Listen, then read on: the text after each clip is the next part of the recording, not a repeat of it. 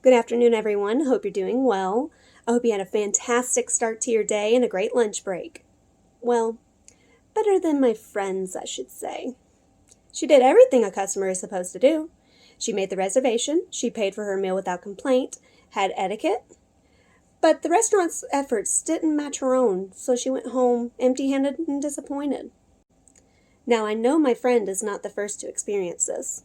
In fact, 97% of Americans say they've received inadequate customer service from restaurants, and 85% say they have yet to return. When I was a junior in college, I found myself in a group assignment where we were all tasked to find a way to save our local restaurants from COVID-caused closures. And we all found that we were very passionate about helping our community. We found that the best way to protect a business was to be proactive.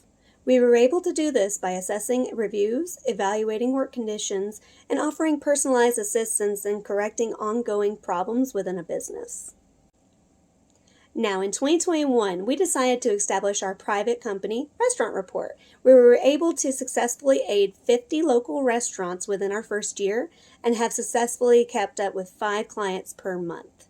Of these clients, they saw a significant increase in foot traffic, online orders, a significant increase in customer service, as well as raised quarterly revenue on average by 25%. Here at Restaurant Rapport, we have a slogan which says, "Building community rapport, one restaurant at a time." It is about building loyalty, building trust, and building growth within our community.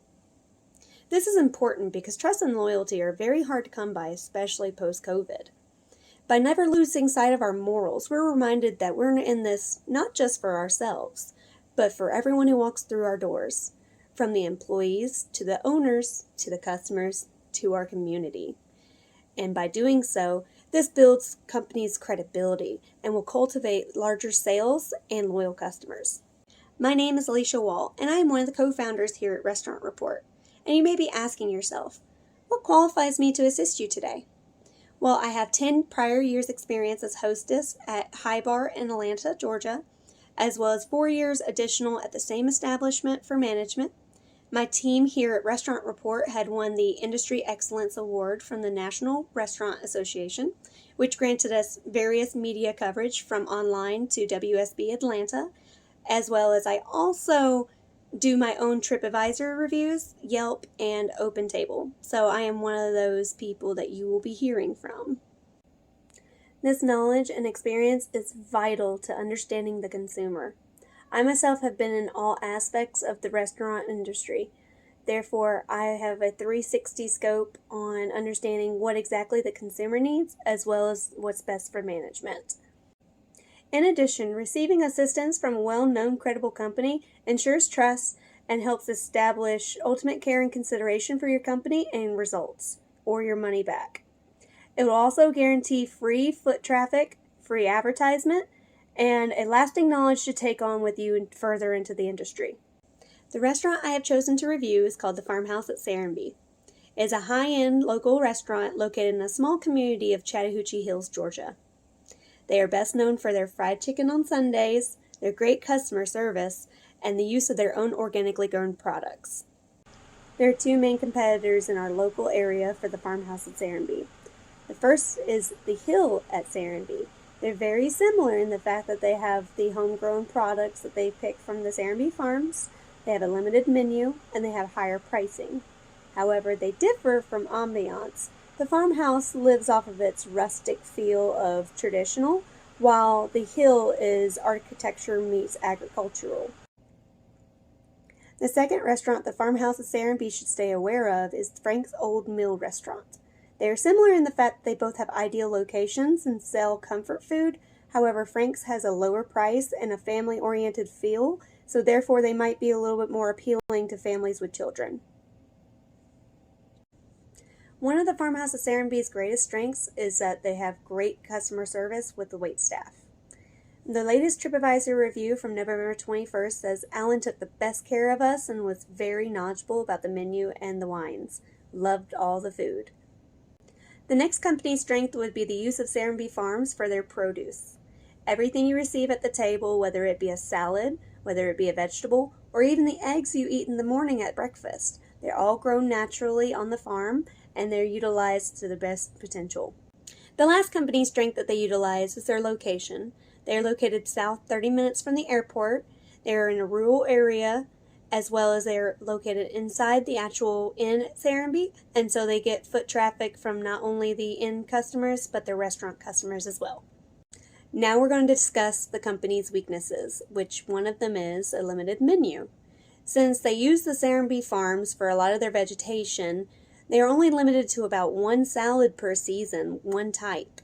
And then they also do seasonal meats. And so if you come in looking for a pizza with fries, you're not going to be able to find that there. Next, it seems the company has an issue with wait times before being seated. A lot of TripAdvisor reviews stated that even though their reservations were booked at, say, 6:30, on average, it took about an hour and a half additional to be seated. Another company weakness seems to be the lack of signage where people can see the entrance and the parking lot. People have reported that there is a sign about a mile down the road, however, once you get to the turn, it's covered by bushes, and it's very small, so it's very easy to miss. Once you're on the property as well, it's mixed in with the inn at Serenbe, and people get lost and frustrated, and some end up going home. The final company weakness we are going to discuss today is high prices. Now this is probably one that I saw the most. For example, I have one of the reviews up on the board and it says, "The food was prepared lovely, but not a lot for the price we paid. Looked more like a child's plate. We do not plan to go back. Overpriced for the amount we were served." It is vital that the Farmhouse in Serenbe is aware of this information we've discussed today. Matter of fact, if it wasn't for online reviews, the farmhouse might not have even been aware that there was a problem occurring because the customer just didn't simply make it in or never returned. It's very easy to look at a company and decide on its weaknesses and its strengths. However, next we're going to focus on opportunities that the company can take in order to gain better customer satisfaction, as well as threats that could potentially harm their business. A major opportunity for growth here would be to add larger signage to multiple locations on the property. This will ensure that customers will not leave prematurely out of frustration, while also promoting and advertising your business. Another opportunity of growth here would be to add unique experiences while the customers are waiting to be seated. A lot of newer restaurants have improvised POS systems that are digital that allow the customer to be entertained while those wait times might not be so lenient.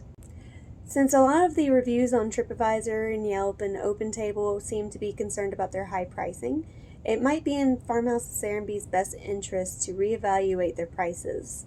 And by doing so, they might find that they are able to lower costs by producing more vegetables and more of a variety, which would bring in more consumers as well. Next, we're going to discuss threats, which is more of recommendations on keeping your business afloat and things that you might want to consider changing.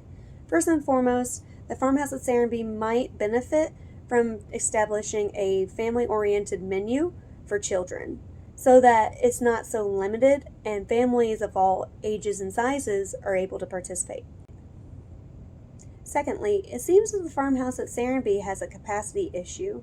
As of now, it states that they are only able to hold up to 80 attendees. My recommendation for this would be to expand off of the Farmhouse at Serenbe's actual restaurant and move down to the open air function that's below, that also has a half kitchen where they can cater. The final threat for the Farmhouse at Serenbe would be the Department of Health. It is just important for a restaurant to focus on their kitchen as it is for them to focus on their customer service and the food that they are putting out. I would recommend that they keep up with getting high scores in cleanliness as well as daily valuations. Now, this is just a chart called a SWOT analysis chart that describes everything in detail of the strengths, weaknesses, opportunities, and threats that I've already previously described. And it's just a visual aid to help managers see what they can do to improve their business by referencing this chart. In conclusion, in a post-COVID era, it is very important for customers to feel heard and that their concerns are dealt with in a timely manner in order to increase the probability that the customer will return. It is also important to check online review websites. We would recommend at least 4 to 5. as well as checking them bi-weekly. By reviewing online reviews in a timely manner, as well as utilizing the SWOT analysis chart, it'll encourage you to have a strengthened position against your competitors and encourage more people to dine at your restaurant. I have thoroughly enjoyed getting to work with this restaurant and managing their reviews, offering feedback, their growth recommendations, as well as helping them maintain proper image, their communication, and their customer service. If you would like to reach out to me, you may do so at alicia.wall@restaurantreport.com, or you may call us at 678-134-2345. And we also have a website, and it's called rreport.com. If you look inside the bag we had passed around prior to the presentation, you will find a small keychain with our logo on it, and that is just a take-home for you to just reiterate that we are all in this together. Thank you again so much for your time, and feel free to reach out if you have any questions or concerns. Have a great day.